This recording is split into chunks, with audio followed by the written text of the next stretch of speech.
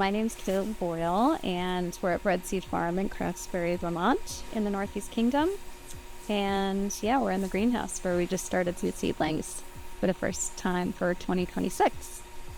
Yeah, our involvement with Salvation Farm started with, I quickly found out about the organization when we moved here. So I grew up in Vermont in the Northeast Kingdom, but then was in the Boston area for about 15, 16 years. So when we moved to Vermont, purchased our land, decided we were going to kind of go all in on farming.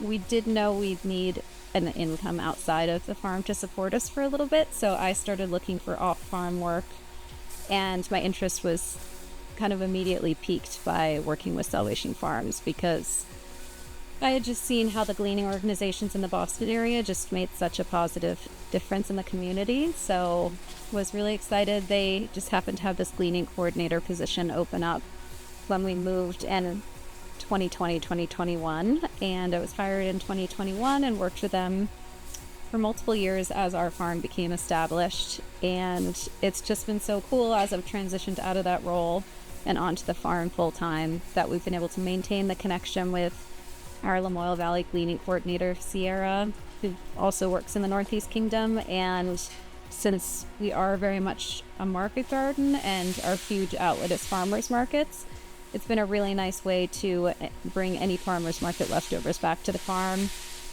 stick them in the cooler, and have Sierra come on Monday to grab them and set them out for distribution. Whenever we do have extras in the field, especially things like hardy greens, that was something that Sierra came a lot this past year, kale and Swiss chard, and we actually had an abundance of like herbs this year too, parsley, cilantro, that we were able to set her up and have her glean in the field.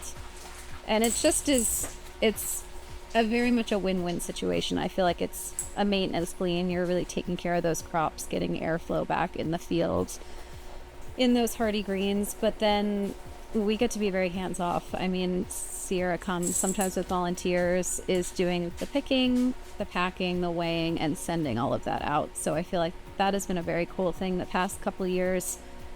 We've put so much time and energy into growing all of these seedlings and putting them out in the field, you know, cultivating them, weeding them, covering them. We want to make sure that 100% of it is eaten.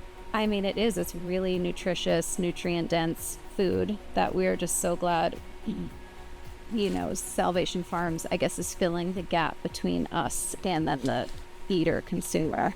And the fact that Salvation Farms is coming on site to either physically go in the field and glean or, you know, box up things that are in the cooler for us, I feel like it takes a lot of the time and labor and mental energy out of connecting our excess food with the people who need it.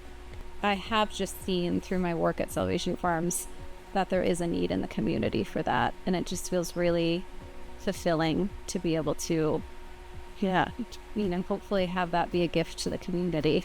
I feel like just because everyone does generally have the same values who are drawn to the organization, I feel like it's just really enhanced my life here in, you know, a rural part of the world where sometimes it is hard to make connections.